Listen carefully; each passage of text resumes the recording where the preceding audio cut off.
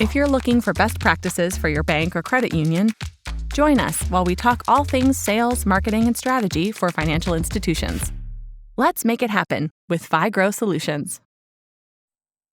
Hi there, I'm Meredith Olmstead, CEO and founder of FiGrow Solutions. We are a digital marketing and sales consulting agency, and we work exclusively with banks and credit unions. And I am here with our digital ads manager, Ida Burr. Say hi, Ida. Hey, everyone. And we were just having a really awesome conversation about problems on Facebook and social media in general in terms of spam. And so I wanted to hit record with Ida because she had some really, really good suggestions for how she's been handling some of these issues with our current clients. So I just wanted to talk a bit about it. So one of the things I wanted to just point out as we're starting is that basically we really still think, look, organic reach on social is basically non-existent, but within a paid capacity and when you're supporting organic efforts with some paid ads, social is still great to engage with like existing customers and existing audiences and potential new customers and even new audiences when you're reaching out with targeting in a with paid ads. So it is really good for engagement. It is, or can be, and it is really good to stay top of mind with your existing audiences. So that's kind of how we think about the bigger picture role for social.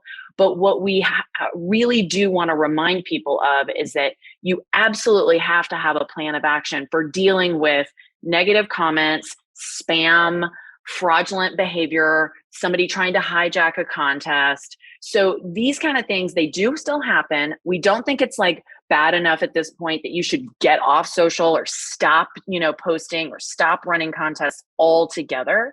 But we do want to talk like a little bit about how to manage some of these situations. So like, Ida, how did this come up for you? Like what's been going on that you've been dealing with? So we have a client who does a lot of contests around the local college. They're very affiliated with them, so they give away a lot of tickets to their games. And right now is football. They're giving away a lot of football tickets. So it seems like somebody kind of targeted their page, realized that they're doing all these contests and kind of hijacking the contest and trying to direct people to a fake website and then asking for personal information, which obviously is very concerning for us and the client. Right. So we've been managing this and trying to find the best way to, just continue to be able to have these fun contests safely. Right. So the first thing, obviously, is find this fraudster or find the fake profiles, find the user, figure out who they are, basically. They can be people who've created like a fake Facebook page to look like your institution. Or they might sometimes create like a really simple landing page on an easy to access, like a Google hosting site or like Sitey website pages, or even like Wix or like something like that. That actually go in, build a landing page, scrape the URL, scrape your logo, the financial institution's logo, and try to pretend like they're that institution. So the first thing you got to do is you got to find them on these different networks and figure out like where all of this is going on. So then what do you do? Yeah, definitely. So once you find it, which we always keep a close eye on our clients' pages. So once we started seeing these comments, you can hit the three little dots next to the comment and you can say like ban this user. So when you ban a user, that automatically hides all their comments. So that gets rid of all the comments. Then you go to the Facebook page, you report the page as they're impersonating a business, and you can send that report directly to Facebook. From there, you figure out what they're doing. Sometimes they may just be like, message us or, come like our page or, whatever it may be. Right. But if they do have a link to another website, go to that website and figure out how to report the website page to whoever that vendor is, however they made the website. Right, the host, yeah. Yes, the host. And that is kind of covering all the bases of making sure that all the content that they have created is getting taken down. how long does it usually take for that process to like run its course, like for you to find them and then report it and have the fraudulent or the fake content removed? The websites surprisingly come down very quickly. Okay. I think the websites, they're very diligent with looking at reports for spam. Okay. Facebook, on the other hand, can sometimes take a little bit. Sometimes you have to get a couple people to report the profile as well. Okay. Okay. But banning that profile from the page is just as good as, well, almost as good as getting rid of it completely, because then they can't post and can't interact with your followers anymore. Okay. So besides handling those situations like right in the moment, what kind of like preventative things can people do if they want to run a contest or do something that's a little bit more interactive or might get a little bit more reach than the average post, maybe something you're going to turn into an ad and reach thousands of people? What can they do to kind of prevent some of this before it even happens? So now we've started adding right to the contest, like in the post, like we take your privacy extremely serious. We will never ask you for any personal information when collecting the prize.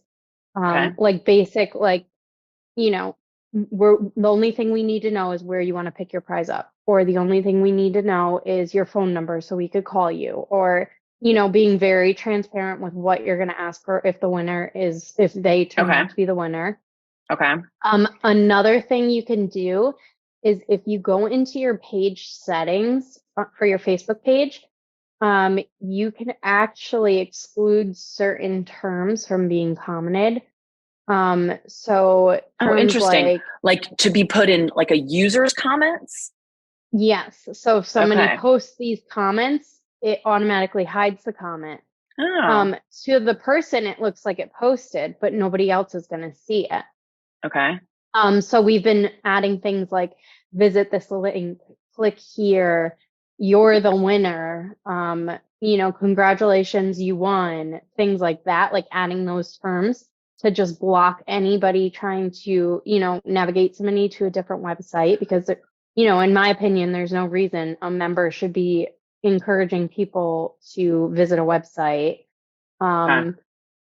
So you can do this if you go into your settings, you go into public posts, then you navigate to content moderation. Okay. And then there's a big section that says like choose a list of words, phrases that you want to hide from your page.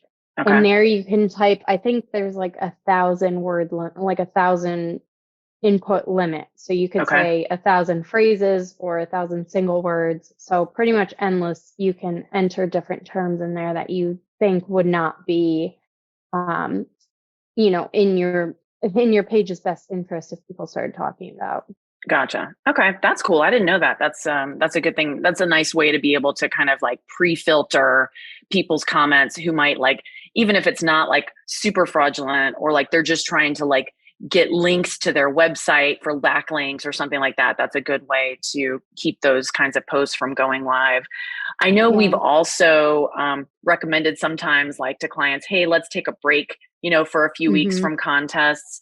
I mean, we do sometimes also do contests where you don't have to do it out on social. I mean, it's great to have it on social because it provides engagement. But if you are trying to target existing customers or an existing audience list or member list, for via email, you could always run the contest internally rather than have it public facing on social to kind of, take a break, right, from running these big kinds of contests.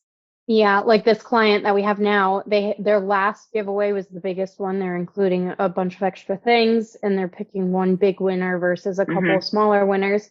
And we suggested that they kind of migrate this to a landing page, and you could still post it on Facebook. Okay.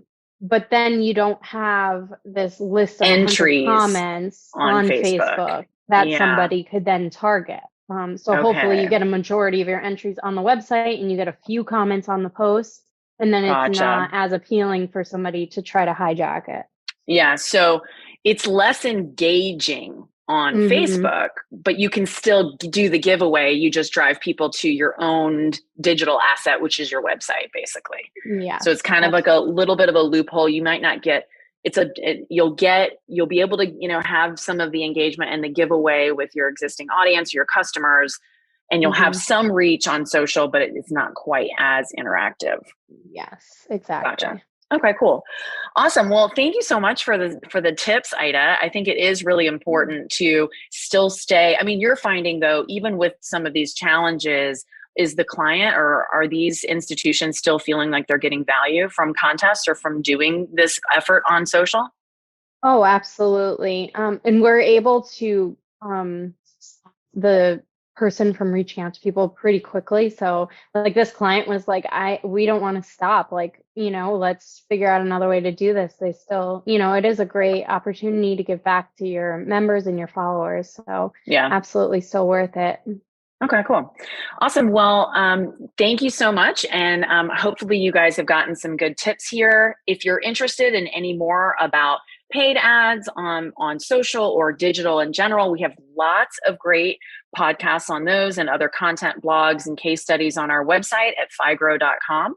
And in the meantime, let's just all get out there and make it happen.